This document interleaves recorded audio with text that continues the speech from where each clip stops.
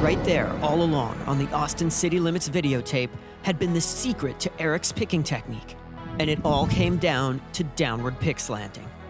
I already knew that Eric played mostly pentatonic licks. And again, those were usually 2 notes per string. And when you did this with downward pick slanting starting on a downstroke, you automatically switch strings after upstrokes. Look at how high that pick is. It turned out the vast majority of Eric's fast playing used the power of downward pick slanting to switch strings exclusively after upstrokes. Upstroke, then down on the new string, then upstroke, then down on the new string, like clockwork. And when he wanted to switch strings after downstrokes, of course, sweeping. Eric's peculiar habit of throwing in that extra note on a string by itself should have been a dead giveaway. It was a downward sweep. It was the same technique that I'd seen in the Volcano lick, and Eric used it for exactly the same reason Yngwie did. When you had one note on a string and you hit it with a downstroke, and you wanted to switch to the next higher string, the best thing to do was to simply push that downstroke right on through. This caused the next group of notes to start on a downstroke, and everything repeated with complete regularity. And the same thing happened here. Every string change was either an upstroke or a downward sweep. Exactly like the Volcano lick.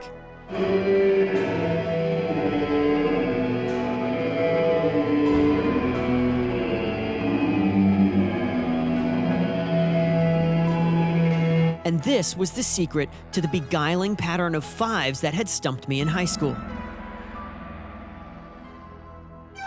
It wasn't straight alternate picking, and the second repetition didn't start on an upstroke. It was a sweep that connected the end of one 5s pattern to the beginning of the next. You could even see it in the video. I had just never thought to look. The idea that I'd have to plan out the actual sequence of downstrokes and upstrokes in a particular lick would have been alien to me as a kid. That just seemed like too much work, and I just wanted to play.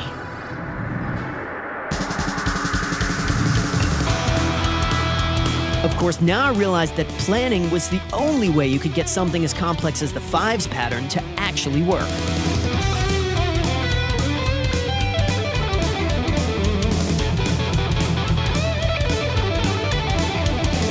I could easily take the 5s pattern all the way across the strings.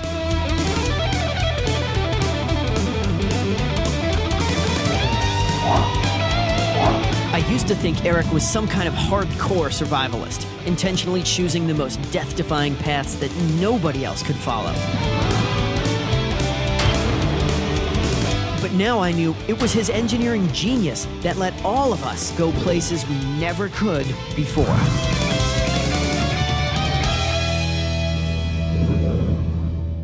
But sweeping wasn't the only escape hatch in the Yngwie system. And it wasn't even the first one I'd discovered.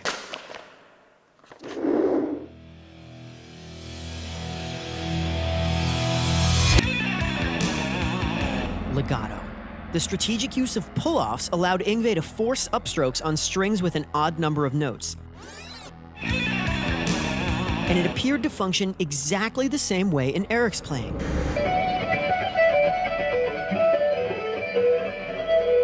Sandwiched inside of a phrase of 5s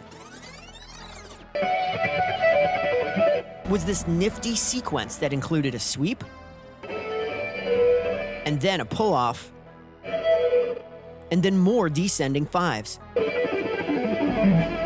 The purpose of the pull-off was clear. The B string actually had 5 notes.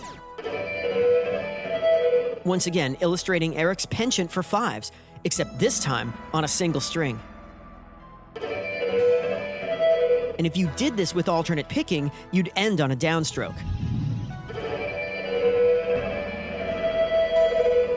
and that would be no good.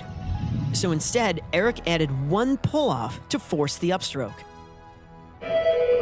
And then he was on his way to the other strings. Very familiar.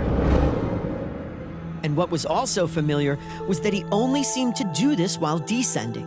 And this was because, just like Yngwie, the ascending side of Eric's technique had special characteristics when it came to picking.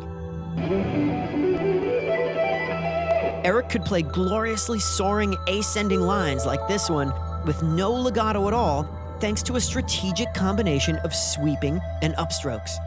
The line starts with a few pickup notes at moderate speed. Notice the big old string hop at the end there. No big deal, we're not at warp speed yet, but we're about to be. That upstroke landed immediately on the lower string, like Yngwie did in the volcano pattern. And just like the volcano pattern, it was the only note on that string. So it dove immediately into a downward sweep to get to the next string. A perfect use of a down sweep. Now, on the new string, he did a stepwise scalar figure of 4 notes. Look at that upstroke height.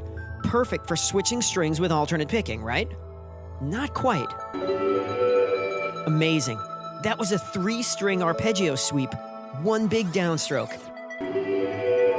Yngwie's whole arpeggio technique was 3-string down sweeps. And now I knew he wasn't alone. Except here, Eric was doing it on the middle strings, smack in the middle of the line. Really cool. The arpeggio flowed right into a 2-note upstroke string change, which backed the line up 1 string lower. Once again, like the volcano pattern, except now, instead of sweeping, it's straight upstroke string changes. Man, look at that pick height. He was above the G string, and he was about to hit the E string. That was one hell of a wind-up. And here comes the pitch. Big downstroke on the top string, and after the slightest pause, another big downstroke, like an exclamation point, to top it all off. Amazing.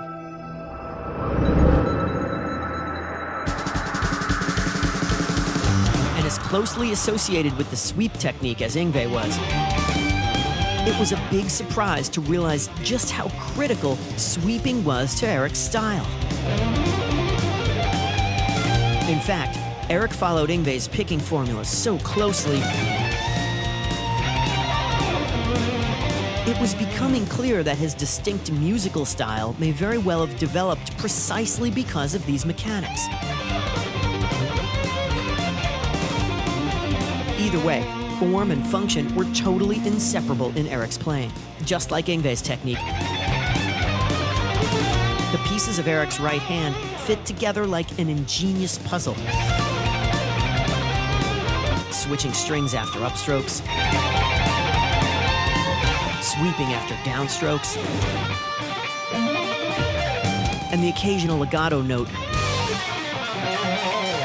For all practical purposes, Yngwie and Eric's picking technique were exactly the same.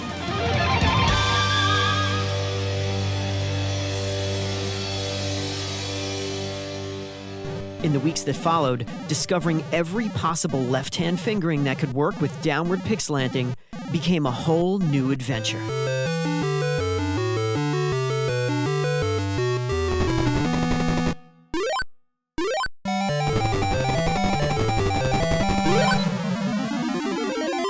The very foundation of Eric's playing fit this formula, the pentatonic scale. But almost no one aside from Eric used it for straight-line scale playing. I'd certainly tried it before, and I could never manage its rapid string changes. But because it was 2 notes per string, I now knew it could be done. All I needed to do was chunk it. If I added a landmark at the beginning, middle, and end, I would have footholds to shoot for. If I set a specific tempo and focused on locking the landmarks to the beat, I could climb the whole distance with perfect accuracy.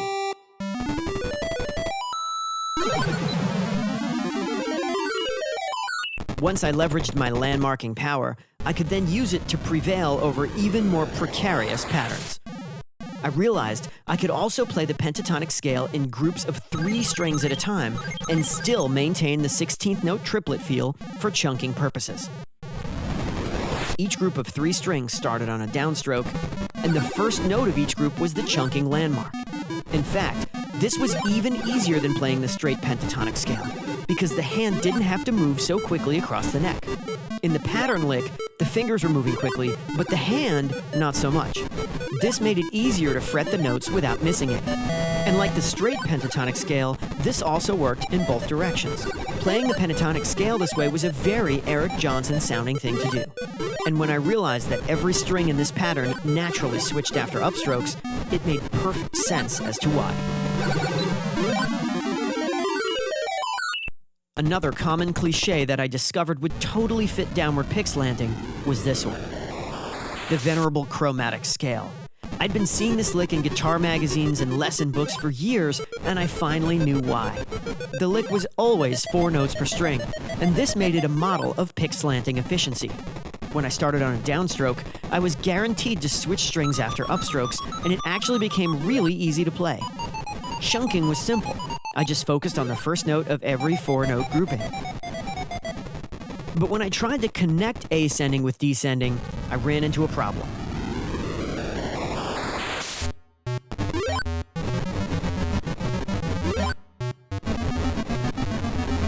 When I turned around to come back down, the last note on the E string would be a downstroke.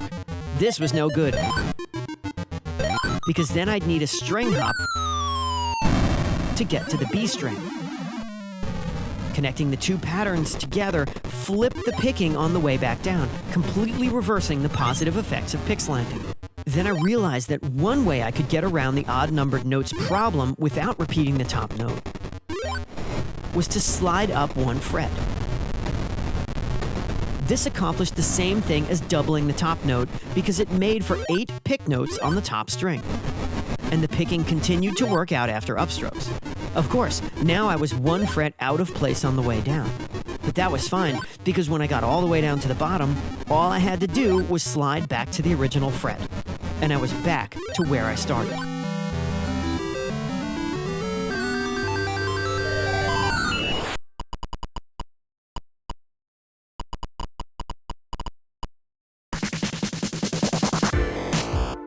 This reminded me of a basic mathematical property. When you multiplied any natural number by 2, you always ended up with an even number. So it followed that if I took any single string pattern and just played it twice, I would always end up playing an even number of notes per string. For example, let's say I had a 3-note per string scale. If I started on a downstroke and just played each 3-note grouping twice, I would of course play 6 notes per string. And as I knew from Yngwie's single string patterns, 6 notes per string worked out great for switching strings after upstrokes.